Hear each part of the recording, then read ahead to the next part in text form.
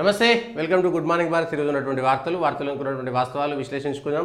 దయచేసి political వాయిస్ను like చేయండి, subscribe చేయండి, షేర్ చేయండి, కామెంట్ చేయండి.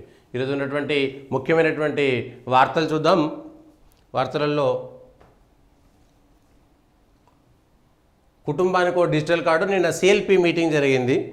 కాంగ్రెస్ లెజిస్లేటివ్ పార్టీ మీటింగ్ జరిగితే ఆ మీటింగ్కి కడియం శ్రీహరి, మిగిలినటువంటి పార్టీ మారిన ఎమ్మెల్యేలు, స్పీకర్ గారేమో టీఆర్ఎస్కి అంటే బీఆర్ఎస్కి 38 మంది ఎమ్మెల్యేలు ఉన్నారు అని లాస్ట్ బులెటిన్లో, అసెంబ్లీ తర్వాత లాస్ట్ బులెటిన్లో 38 మంది ఎమ్మెల్యేలు ఉన్నారన్నారు. ఇవాళ నిన్న సిఎల్పి సమావేశానికి వెళ్ళినటువంటి వాళ్ళ వివరాలు తీసుకొని స్పీకర్ గారు వెంటనే చర్య తీసుకుంటారా లేదా? అరకపూడి గాంధీ పిఏసీ చైర్మన్, ఆయన మా పార్టీకి సంబంధం లేదనేటువంటి మాట అంటే ఆయన మళ్ళా నిన్న సిఎల్పి సమావేశంలో పాల్గొన్నాడు. అంటే రెండు నాలుకల ధోరణి ఎవరిది? ఇక్కడ రాజకీయాలు ఎవరు చేస్తున్నారు? ధైర్యం ఉంటే ఎస్ మేము మా పార్టీలో చేర్చుకున్నటువంటి మాట చెప్పండి. లేదు, ఆయన శేర్లింగంపల్లి నియోజకవర్గంలో ఉంది కాబట్టి మర్యాదకు సిఎల్పి మీటింగ్ దగ్గర జరుగుతుంటే స్థానిక ఎమ్మెల్యే అయితే వాళ్ళ కాంగ్రెస్ పార్టీ మీటింగ్ ఎక్కడో జరుగుతుంది, అక్కడికి ముఖ్యమంత్రి వస్తే అక్కడ ఉన్నటువంటి ప్రతిపక్ష పార్టీ ఎమ్మెల్యేవే మర్యాదపూర్వకంగా కలిసి వస్తాడా? ఎక్కడైనా జరుగుతుందా? సిఎల్పి అనేటువంటిది కాంగ్రెస్ పార్టీకి సంబంధించినటువంటి వ్యవహారం. ఆ పార్టీకి సంబంధించినటువంటి కాంగ్రెస్ పార్టీ నుంచి గెలిచినటువంటి శాసనసభ్యులకు సంబంధించి శాసనసభాపక్ష సమావేశం అది. దాంట్లోకి గాంధీ, కడియం శ్రీహరి, దానం నాగేంద్ర ఇట్లాంటి వాళ్ళందరూ పోయిన తర్వాత లేదు గాంధీ కేవలం ముఖ్యమంత్రిని శేర్లింగంపల్లి నియోజకవర్గంలో జరుగుతుంది మాత్రమే అందుకే వచ్చిండు, అదేనా అభివృద్ధి కార్యక్రమమా లేదా ప్రభుత్వ కార్యక్రమమా? అది సిఎల్పి మీటింగు, హోటల్లో ప్రైవేట్గా జరుగుతున్నటువంటి మీటింగు. లేదు, అరకపూడి గాంధీని మేము కాంగ్రెస్ పార్టీలో చేర్చుకున్నాం, ఆ విషయమైనా చెప్పండి. అటు ఇటు కాకుండా చెప్పాల్సినటువంటి కర్మ కాంగ్రెస్ పార్టీకి ఏం పట్టింది? చేర్చుకుంటే ధైర్యంతో మేము చేర్చుకున్నామని చెప్పాలి, లేదంటే మాకు సంబంధం లేదనేటువంటి విషయాన్ని పక్కకు పెట్టాలి. సగం సగం చేసి సగం చెప్పి ఆయనకు పిఏసీ ఇచ్చి ఆయన ప్రతిపక్షంలో ఉన్నాడని, లేదు కాంగ్రెస్ పార్టీలో ఉన్నాడని ప్రజలని అంత పిచ్చోళ్ళుగా కనబడుతున్నారా కాంగ్రెస్ పార్టీకి? ప్రజలంతా ఎర్రోళ్ళు, ప్రజలకు ఏం తెలియదు. మీరు చేర్చుకోవడం అనేటువంటిది ఒక అంశం, దానిపైన చర్చ వేరే విషయం. కానీ చేర్చుకున్న తర్వాత మేము చేర్చుకోలేదనేటువంటి మాట తప్పి స్వయంగా ముఖ్యమంత్రి గారు అప్పట్లో పిసిసి అధ్యక్షుడిగా ఉన్నప్పుడే స్వయంగా పిసిసికి సంబంధించినటువంటి ట్విట్టర్ హ్యాండిల్లోనే అరకపూడి గాంధీ కాంగ్రెస్ పార్టీలో చేరిండు అనేటువంటిది వచ్చింది అఫీషియల్గా. ఇంకా అంతకంటే పెద్ద సాక్ష్యం ఏం కావాలి? తెల్లారితే అన్ని పేపర్లు అరకపూడి గాంధీ కాంగ్రెస్ పార్టీలో చేరిడని చెప్పారు. నిన్న మళ్ళీ సిఎల్పి సమావేశానికి హాజరయ్యిండు. పిఎస్సి చైర్మన్ అయినాక నిన్నటికి మధ్యలో ఇన్ని రాజకీయ డ్రామాలు చేసి కౌశిక్ రెడ్డి ఆయనే కాంగ్రెస్ పార్టీ ఏమైనా మాకు సంబంధం లేదని, ముఖ్యమంత్రి గారు ఆయనకు మాకు సంబంధం లేదని చెప్పి నిన్న సిఎల్పి సమావేశంలో మాట్లాడిన తర్వాత ఇంతకంటే విలువ తక్కువైనటువంటి మాట, కాంగ్రెస్ పార్టీ తన విలువ తానే కోల్పోతుందనడానికి ఇంతకంటే ఇంకేం కావాలి ఉదాహరణ? కాంగ్రెస్ పార్టీ తన విలువ తానే తీసుకుంటుంది. ఎస్ మేము ఇంతమందిని చేర్చుకున్నామని. లేదు, మీరంతా పాపం టీఆర్ఎస్ ఎల్పీని మొత్తం టీఆర్ఎస్లో ఉన్నటువంటి 23 మంది ఎమ్మెల్యేలు కాంగ్రెస్లో వచ్చేస్తారు, చేరుతారు, ఆ ఎల్పీ మొత్తం విలీనం అయిపోతుందని ఆశతోటి మీరు వెళ్ళిన తర్వాత ఏ ఒక్కరూ సహకరిస్తలేరు. అక్కడ వస్తామన్న వాళ్ళందరూ కూడా హ్యాండ్ ఇచ్చేసిరు. చెయ్యి గుర్తు పార్టీకి చెయ్యి ఇచ్చినటువంటి టీఆర్ఎస్ ఎమ్మెల్యేలను ఏం చేయాలనో అర్థమైతలేదు. ఓ పక్కన phone tapping case, Kaleshwaram case, ఈ కేసు ఆ కేసు అన్నీ చెప్పినా కూడా ఎవ్వరూ భయపడేటువంటి పరిస్థితి లేదు. ఎందుకు? కాంగ్రెస్ పార్టీ వదిలేనన్నా వదిలేయాలి, లేకపోతే పట్టుకుంటే గట్టిగానన్నా పట్టుకోవాలి.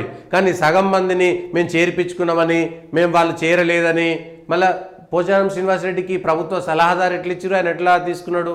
ఆయన ఇప్పుడు పార్టీ మారినట్ట లేకపోతే ప్రతిపక్షాలకు కూడా మేము పదవులు ఇచ్చేటువంటి గొప్ప గుణం అన్నటువంటి వాళ్ళ లేదు, సబితా ఇంద్రారెడ్డికి గతంలో తలసాని శ్రీనివాస్ యాదవ్కు టీఆర్ఎస్ ఇచ్చిందంటే టీఆర్ఎస్ తప్పు చేసింది, టీఆర్ఎస్ పార్టీ మోసం చేసింది, టీఆర్ఎస్ పార్టీ హీనమైనటువంటి రాజకీయాలు చేసింది, కాంగ్రెస్ పార్టీ కూడా చేసిందని ఒప్పుకుంటారా? టీఆర్ఎస్ తప్పు చేసిందని గతంలో విమర్శించినటువంటి మీరే మళ్ళీ ఇవాళ పోయి ఆయన మాట్లాడతామని చెప్పి గాంధీ మా దగ్గర లేడు, వీళ్ళు మా దగ్గర లేరు. అరకపూడి గాంధీ కాంగ్రెస్లో ఉన్నాడా టీఆర్ఎస్లో ఉన్నాడా? అరకపూడి గాంధీ సమాధానం చెప్పాలి. అరకపూడి గాంధీ తాను టీఆర్ఎస్ సభ్యుడే అయితే టీఆర్ఎస్ పార్టీ ఆఫీస్ పోవాలి, టీఆర్ఎస్ పార్టీ మీటింగ్లో పోవాలి. కానీ సిఎల్పి మీటింగ్లో పోవడం ఎందుకు? ఏదైనా ఒకటే ఖచ్చితంగా ఉండాలి, నపుంసకమైనటువంటి వ్యవహారాలా కావా ఇవి, నపుంసకమైనటువంటి వ్యవహారాలా కావా ఇవి. రాజకీయ నపుంసకత ఈ పదం వాడడం కూడా బాధాకరమే అయినా కూడా జరిగినటువంటి తీరు చూస్తుంటే, మాట్లాడినటువంటి మాటలు చూస్తుంటే, జరిగినటువంటి రాజకీయం చూస్తుంటే ఇంతగా మీరు జాయిన్ అయిపోయింది, మేము ఇంకా 20 మందిని జాయిన్ చేసుకుంటాం, టీఆర్ఎస్ ఎల్పీని మొత్తం కొల్లగొడతాం, కేసీఆర్ తప్పు చేసిండు కాబట్టి ఆ బాధ ఏంటో మేము ఆయనకు చూపిస్తాం. టీఆర్ఎస్ గతంలో కేసీఆర్ 2 సార్లు కూడా టీడీపీ ఎమ్మెల్యేలను కాంగ్రెస్ ఎమ్మెల్యేలను మాకు కాంగ్రెస్ ఎమ్మెల్యేలను చేర్చుకొని కాంగ్రెస్ను ఎంత దెబ్బ కొట్టిండో ఆయనకు ఆ రుచి చూపిస్తాం, అంతకంతా మేము రుచి చూపిస్తామని చెప్పాలి. ధైర్యం ఉంటే, దమ్ముంటే అది చేయాల్సినటువంటి పని. ఎస్, మేము వాళ్ళ రాజ్యాంగం ప్రకారం వాళ్ళ టీఆర్ఎస్ ఎల్పీని మొత్తం మా కాంగ్రెస్లో విలీనం చేసుకుంటాం. అందరూ మీరు భయపెడతారా, బెదిరిస్తారా, బతిమాలుతారా, కాళ్ళు మొక్తారా, మీ ఇష్టం. అయితే మొత్తం ఎల్పీని మొత్తం మీ దాంట్లో విలీనం చేసుకొని చలో మేము విలీనం చేసినామని చెప్పేటి ఒక గట్టిగా మాట్లాడవచ్చు. లేదు, అట్లా లేకపోతే మాకు ఎవ్వరు అక్కర్లేదు నాయన, మా 65 మంది మేము గట్టిగా ఉంటాం, మా దాంట్లోకి ఒక్కరిని కూడా చీల్చలేరు, ఏమీ చేయలేరు అని చెప్పి వాళ్ళ టీఆర్ఎస్కు సంబంధించి వాళ్ళంతా ద్రోహులు, తెలంగాణకు సంబంధించి వాళ్ళంతా దోచుకున్నటువంటి వాళ్ళని చెప్పి ప్రజల్లోకి వెళ్ళాలి. ఎన్నికలప్పుడేమో వాళ్ళు దొంగలంటిరి, ఇప్పుడేమో మీ పార్టీలో చేసుకుంటారు. మళ్ళీ కోర్టు నుంచి వస్తేనేమో లేకపోతే ఇష్యూ అయితేనేమో వాళ్ళు మా దాంట్లో చేరలేదంటారు. ఇక్కడ తప్పెవరిది? దమ్ము ధైర్యం లేనటువంటి పార్టీ వల్ల కాంగ్రెస్ పార్టీ, కాంగ్రెస్ నాయకత్వం ఉంది కాదా? కాంగ్రెస్ పార్టీ శ్రేణులకు ఏం చెప్పుకోగలుగుతుంది? మీ పార్టీ శ్రేణులకు మీరు ఏం చెప్పుకోగలుగుతారు? మీరు చేర్చుకున్నారంటే కేసీఆర్ను అంతకు దెబ్బ తీసినాం, మేము టిట్ ఫర్ టాట్ అనేటువంటిది మేము ప్రయోగం చేయగలిగినాము. మీరు ఆ రోజు ఆ నొప్పి ఎట్లుంటుందో మీకు తెలియాలి కాబట్టి మేము 23 మందిని మేము చేర్చుకున్నాము. మీకు ఇవాళ బాధ కలిగింది కదా, ఇదే బాధ మేము అనుభవించడం మీకు తెలియాలి కాబట్టి మేము అంతా చేర్పించుకున్నామని చెప్పాలి. అది వదిలేసి ఎటు కాకుండా అయిపోయి హైకోర్టు నుంచి, కోర్టు నుంచి సమన్లు వచ్చి స్పీకర్ని తప్పు పట్టించేలాగా ప్రయత్నం చేసి ఇవన్నీ ఎందుకు? దానం నాగేందర్ స్వయంగా కాంగ్రెస్ పార్టీ అభ్యర్థిగా పోటీ చేసిండు. ఆయన టీఆర్ఎస్ పార్టీ ఎమ్మెల్యే. స్పీకర్ గారు ఎట్లా ఆయనను టీఆర్ఎస్ సభ్యుడిగా పరిగణిస్తారు? ఆయన టెక్నికల్గా టీఆర్ఎస్ సభ్యుడే కావచ్చు, ఆ తర్వాత క్రాస్ ఓవర్ అయిందా కాలేదా? ఆయన కాంగ్రెస్ పార్టీ ఎంపీ అభ్యర్థిగా పోటీ చేసిండా లేదా? ఈ విషయం పైన క్లారిటీ ఇవ్వండి.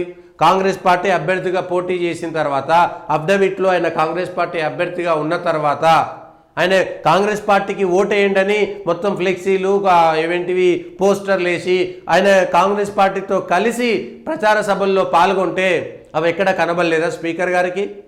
ఎట్లా స్పీకర్ గారు లేకపోతే ఇది అనుమానాస్పదంగా ఉంది, ఇది ఇట్లా కాదు, ఈయన పార్టీ మారిండు కాబట్టి ఈయన పైన చర్యలు తీసుకోవాల్సి వస్తుంది కాబట్టి ఇవాళ రాజ్యాంగబద్ధమైనటువంటి పదవిలో ఉన్నటువంటి స్పీకర్ను ఎటుగాక చేసింది కదా కాంగ్రెస్ పార్టీ. స్పీకర్ని కూడా అడకత్తర్లో పోక చేసింది. వాళ్ళ పరిస్థితి అటు ఇటు కాకుండా అయిపోయింది. ఆయన టీఆర్ఎస్ పార్టీ ఎమ్మెల్యేగా ఉన్నాడనేటువంటి గుర్తింపు ఇవ్వాల్సి వచ్చింది స్పీకర్కి. ఇవాళ ఆయన కాంగ్రెస్ పార్టీ ఎంపీ అభ్యర్థిగా పోటీ చేసి చేయి గుర్తుకు ఓటేయమని చెప్పేసి టీఆర్ఎస్ ఎమ్మెల్యేగా గెలిచి చేయి గుర్తుకు ఓటేయమని చెప్పి ఆయనే తిరిగిండు. 2వ స్థానంలో వచ్చిండు సికింద్రాబాద్లో. పొరపాటున ఆయన గెలిస్తే ఎంపీ అయ్యేటోడు, రాజీనామా చేసినాడు, అప్పుడు ఇబ్బంది రాకపోతుండే. ఎమ్మెల్యే పదవికి రాజీనామా చేస్తే పదవి పోయేది. ఇవాళ ఓడిపోయింది కాబట్టి ఆయన పరిస్థితి ఏంటి అంటే దానం నాగేందర్ని ఎటు కాకుండా చేసేస్తారా? రేపు పొద్దుగాల ఆయన ఒక్కరిని మాత్రం వదిలేస్తే రేపు ఖైరతాబాద్లో ఉప ఎన్నిక రావాలని చూస్తారా? కోర్టు కూడా సీరియస్గా ఉన్నది. సుప్రీంకోర్టుకు పోతే కూడా వెంటనే దానిపైన ఆర్డర్ ఇచ్చేసి తెల్లారే రాజీనామా చేయాలంటే కాంగ్రెస్ పార్టీ పరువు ఎక్కడ పోవాలా? కాంగ్రెస్ పార్టీ పరువే పోతుంది కదా. అప్పుడు నిన్ను నమ్మి ఇంకెవ్వరు రారు కదా. కాంగ్రెస్ పార్టీలో చేరితే మేము ఎటు కాకుండా అయిపోతామని ఇంకెవ్వరు వచ్చేటువంటి పరిస్థితి ఉండదు కదా. చేరినటువంటి వాళ్ళకు గుబులు భయం ఉంటుందా ఉండదా? ఇది చెప్పాల్సినటువంటి మాట, చేయాల్సినటువంటి మాట. ఇక్కడికి వచ్చేసి మేము ఇదే చేస్తాం, మేము అదే చేస్తాం, ఇంకేదో చేస్తాం అనేటువంటి మాట మాట్లాడితే కాంగ్రెస్ పార్టీ పరువును కాంగ్రెస్ పార్టీ నాయకులు కాపాడుకుంటారా లేకపోతే మూసీ నదిలో కలుపుకుంటారా అనేటువంటిది కాంగ్రెస్ పార్టీ నాయకుల ఇష్టం. కానీ మీరు చేస్తున్నటువంటి ఈ పొరపాట్లు, ఈ తప్పుల వల్ల కాంగ్రెస్ పార్టీ ప్రజల్లో చులకన కాబోతున్నది. మీ రాజకీయం మీకు దెబ్బ కొట్టేటువంటి అవకాశం కనబడుతున్నది. ఒక్కసారి ఇవాళ రేవంత్ రెడ్డి గారిని ఎవరు తీసేసి ముఖ్యమంత్రిగా పక్కకు పోయి కేసీఆర్ బీజేపీలో లేకపోతే ఇంకెవరు వచ్చి ఆయన ముఖ్యమంత్రి పదవిని కూలగొట్టేటంత అవకాశం లేనే లేదు ఎక్కడా. అంత సీన్ లేదు అక్కడ. ఎట్లాగూ రేవంత్ రెడ్డి ఒకవేళ వాళ్ళ పార్టీలో అంతర్గతంగా కుమ్ములాటలు అయితే చెప్పలేం, కానీ అదర్వైజ్ మిగిలినటువంటి బయట ఉన్నటువంటి ప్రతిపక్ష పార్టీల వల్ల రేవంత్ రెడ్డి గారి ముఖ్యమంత్రి పదవికి ఎక్కడ కూడా ఎసరు రాదు, ఎక్కడ కూడా ఇబ్బంది లేదు. బీజేపీయో టీఆర్ఎస్ఓ కలిసిపోయే పరిస్థితి లేదు, కలిసిన 60 సీట్లు వచ్చేటువంటి పరిస్థితి అసలే లేదు. 120 స్థానాల్లో కాంగ్రెస్ పార్టీలో చీలిక వచ్చి వాళ్ళంతలో వాళ్ళు ఇబ్బంది పడితే తప్ప అది కాంగ్రెస్ పార్టీ అంతర్గతమైనటువంటి రాజకీయం.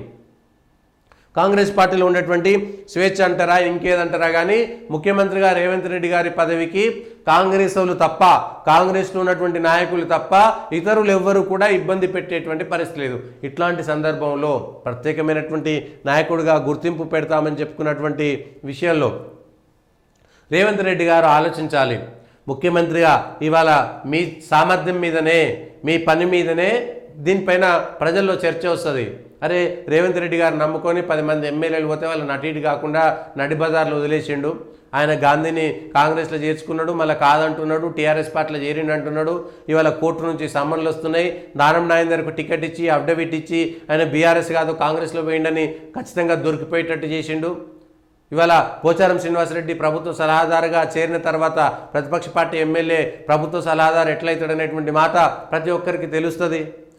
మీరు దమ్ముంటే ఒక రోజు 2 రోజుల్లో మొత్తం కాంగ్రెస్ టీఆర్ఎస్ ఎమ్మెల్యేలందరినీ కాంగ్రెస్లో చేర్పించుకోండి, ఇన్క్లూడింగ్ కేసీఆర్, హరీష్ రావు, కేటీఆర్ను కూడా మీ పార్టీలో చేసుకొని మంచి పదవులు ఇచ్చుకోండి. అప్పుడు ఏ ఇబ్బంది రాదు. రాజ్యాంగ పరంగా కానీ ప్రజల్లో కానీ అరే కేసీఆర్ కూడా పార్టీ నడపలేకపోయిండు, కాంగ్రెస్లో విలీనం చేసిండు, విలీనం చేసుకోండి. టీఆర్ఎస్ పార్టీని కూడా కాంగ్రెస్ పార్టీలో విలీనం చేసుకోండి. మొత్తం 20-38 మంది ఎమ్మెల్యేలు అందరినీ మీరు చేర్పించుకోండి. ఏ గొడవ ఉండదు కదా. లేదు కేసీఆర్ను కేటీఆర్ను మేము ఆ 4 వదిలేస్తామంటే ఆ 4 వదిలేసి మిగిలిన 34 మందిని మీరు మీ పార్టీలో చేర్చుకోవచ్చు. అప్పుడు ఎల్పీ విలీనం అవుతుంది, బీఆర్ఎస్ ఎల్పీ విలీనం అవుతుంది. ఏ గొడవ ఉండదు, ప్రజల్లో కన్ఫ్యూజన్ ఉండదు. అప్పుడు